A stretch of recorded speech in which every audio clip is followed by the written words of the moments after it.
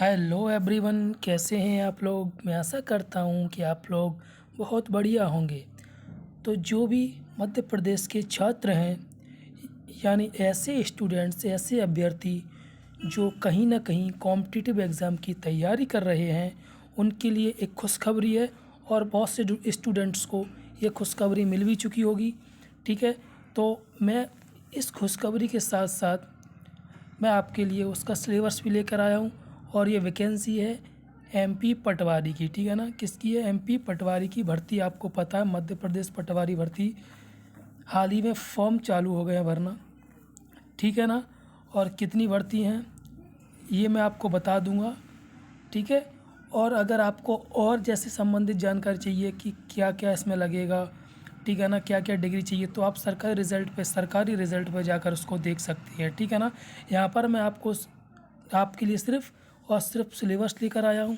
ठीक है ना, कि एमपी पटवारी में क्या क्या सिलेबस है। ठीक है ना, तो कितने पदों की भर्ती है? 9,000। ठीक है ना, 9,073 पदों की भर्ती है। क्लियर। इसमें कुछ जो मध्य प्रदेश के व्यापम ने जो भर्ती कंडक्ट कराता है, ठीक है ना, उससे इसमें कुछ गलतियां भी हुई हैं, वो मैं आपको बताऊंगा अगले वीडियो में। ठीक है ना, ठीक है। तो इसका पैटर्न देखिए पहले आप, कैसा क्या है इस परीक्षा का पैटर्न। यह परीक्षा ऑनलाइन माध्यम से होगी। ठीक है ना, पेपर दोनों भाषा में होगा, हिंदी और अंग्रेज़ी दोनों में होगा। ठीक है ना, 200 प्रश्न पूछे जाएंगे, प्रत्येक प्रश्न 1 अंक का होगा। ठीक है ना, यह परीक्षा प्रतिदिन 2 पालियों में आयोजित की जाएगी। शायद सुबह की पाली होगी और शाम की पाली या दोपहर की। ठीक है ना, इसके लिए कुल 3 घंटे का समय, मतलब 200 क्वेश्चन हमें दिए जाएंगे और हमें समय कितने का मिलेगा? 3 घंटे का। ठीक है ना, और उसमें नेगेटिव मार्किंग नहीं होगी। ठीक है ना, क्लियर।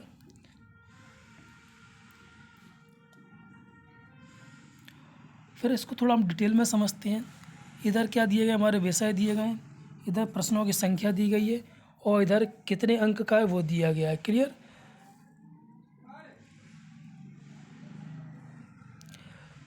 तो पहले क्या बात करते? सामान्य विज्ञान, सामान्य हिंदी और सामान्य अंग्रेजी और सामान्य गणित।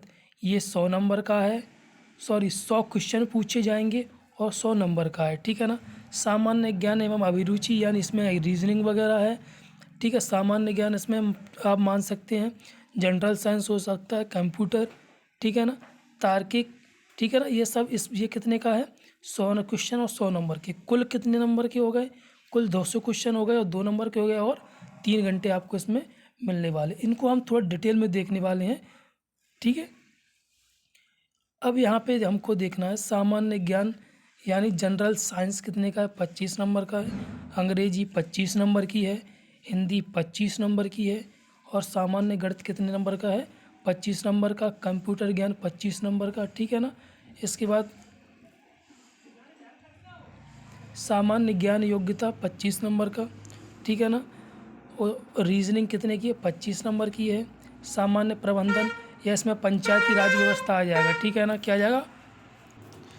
ठीक है, आपका इसमें क्या आ जाएगा? यहाँ पर लिखा हुआ है ना सामान्य प्रबंधन, इसमें क्या आ जाएगा? इसमें आ जाएगा जैसे पंचायती राज हो गया।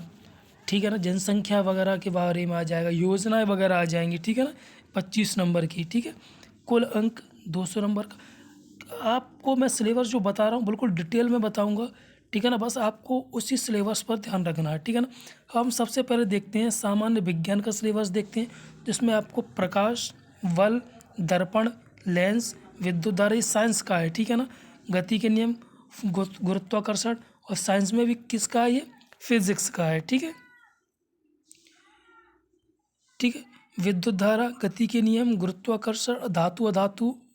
ठीक है, यहाँ तक क्या हो गया? ये यहाँ तक क्या हो गया? ये यहाँ तक हो गया ये फिजिक्स। ठीक है ना, अब इसमें दिया गया अम्ल और क्षार, केमिस्ट्री का आवर्त सारणी, केमिस्ट्री, फिजिक्स। अब इसमें बायोलॉजी आ गया, रक्त, प्रोटीन और रोगों एवं उसके उपचार। ठीक है, मनुष्य शरीर एवं उसकी संरचना, ये बायोलॉजी आ गया है। अब इसमें सामान्य हिंदी भी हमारे सिलेबस में है, तो हिंदी और अन्य भारतीय भाषाएं, हिंदी व्याकरण की मौलिक ज्ञान, हिंदी वर्णमाला, तद्भव तत्सम, विलोम शब्द, अनेकार्थी वाक्य के स्थान पर एक शब्द रूपी ठीक है ना, शुद्ध अशुद्ध, लिंग,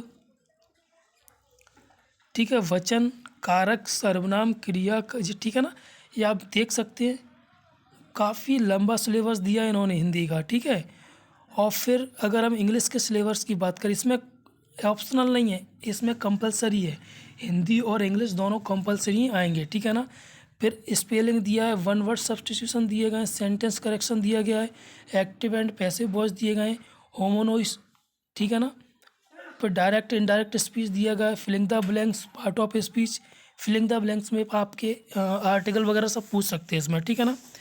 सिनोनिम्स, एनोनिम्स दिए गए, reading comprehension, filling the blanks, vocabulary, error spotting, phrase replacement, phrases and idiom, ठीक है ना, detection in misspelled word ETC, ठीक है ना। अब इसमें हम अगर गणित की बात करें तो दशमलव और भिन्न दिया गया है, ठीक है, वर्गमूल और घनमूल दिया गया है, सरलीकरण दिया गया है, LCM HCF दिया गया है, औसत दिया गया है, ठीक है, समय, चाल, दूरी दिया गया है, ठीक है ना। अब मैं स्क्रॉल करते जाता हूँ, आप इसको आराम से देख लेना, ठीक है। फिर अगर हम इसमें, हाँ ठीक है, GK की अगर हम बात करें, GK को मैं थोड़ा समझाता हूँ। राष्ट्रीय एवं अंतर्राष्ट्रीय महत्व घटना, यानी इसमें करंट अफेयर है, ठीक है ना। विश्व का भूगोल, आपदा प्रबंधन, रोकथाम एवं शमन रणनीतियाँ, विश्व का भूगोल, आपदा प्रबंधन, जैसे भूकंप वगैरह, ज्वालामुखी वगैरह, बाढ़ वगैरह, ठीक है ना। भारत की आर्थिक विकास, इकोनॉमिक्स इसमें आ जाएगा। भारतीय राजनीति, यानी इसमें पॉलिटिक्स आ जाएगा। भारतीय राष्ट्रीय आंदोलन, मॉडर्न हिस्ट्री का इसमें आ जाएगा। महात्मा गांधी ने जो आंदोलन किए थे, उससे पहले जो भी आंदोलन स्टार्ट हुए थे, ठीक है ना, किसान आंदोलन, जनजाति आंदोलन, अर्थव्यवस्था, इसमें इकोनॉमिक्स, भारत का इतिहास, ठीक है ना, भारतीय राज्य एवं संस्कृति, आर्ट एंड कल्चर मान सकते हैं हम इसको, सामान्य ज्ञान, जनसंख्या, भारत का भूगोल, सतत विकास और पर्यावरण संरक्षण, आधुनिक भारत का सामाजिक, आर्थिक, राजनीतिक इतिहास, खेल कूद, ठीक है ना। खेल कूद से अगर क्वेश्चन बनते हैं तो अधिकतर करंट अफेयर से ही बनेंगे, ठीक है। फिर अगर हम रीजनिंग की बात करें, कथन एवं निष्कर्ष, रक्त संबंध, वर्णमाला, क्रम परीक्षण, शब्द आकृति वर्गीकरण, कैलेंडर, समरूपता, भिन्नता, ठीक है, ये सब रीजनिंग के क्वेश्चंस हैं। फिर कंप्यूटर से देखो, कंप्यूटर में आपको ज़्यादा पढ़ने की ज़रूरत नहीं है, कंप्यूटर से संबंधित मैं आपको उतने ही क्वेश्चन बता दूंगा, ठीक है ना। कंप्यूटर का इतिहास, इंटरनेट का उपयोग, ठीक है ना, operating system, MS PowerPoint, MS Excel, ठीक है ना, कंप्यूटर सॉफ्टवेयर, ईमेल, इससे संबंधित कोई भी, इससे संबंधित सिर्फ आपको याद करना है वर्ड प्रोसेसिंग, MS वर्ड से जुड़े प्रश्न इत्यादि, ठीक है ना। और आपको अलग से पढ़ने की आवश्यकता नहीं इसमें। जैसे कि मैंने बताया था, सामान्य प्रबंधन में आपके क्या क्या क्वेश्चन आएंगे, ग्रामीण क्षेत्र में बेरोजगारी, मनरेगा योजना, सामाजिक समावेशन। समावेशन का मतलब होता है अगर कोई योजना बनी है गवर्नमेंट के द्वारा, समावेशन का मतलब होता है सब में वो जो योजना, सब उसका लाभ उठा पा रहे हैं कि नहीं उठा पा रहे हैं, ठीक है ना। RTI, सूचना का अधिकार, सिंचाई संसाधन एवं परियोजना, फसल बीमा योजना, ग्राम आवास योजना, ग्राम सड़क योजना, जैसी और भी योजना है, ठीक है ना। पंचायती राज, भूमि सुधार, पंचायती राज का इतिहास, ठीक है ना। भारतीय कृषि प्रणाली, ग्रामीण कल्याण गतिविधियाँ, ठीक है ना, ये सब दिया गया है। ये आपको कहीं से कहीं नहीं, आपको ये इकोनॉमिक्स से मिल जाएगा कुछ, ठीक है ना, कुछ आपको ये मिल जाएगा भूगोल से मिल जाएगा, ठीक है ना, और कहीं से पढ़ने की इसको ज़रूरत नहीं है। क्लियर हो गया? तो यही था, ठीक है, यही था पूरा सिलेबस। इसमें जो मिस्टेक की है वो थोड़ा फनी टॉपिक है ना, इसलिए मैं इसको अलग वीडियो बनाऊंगा, ठीक है ना। क्लियर?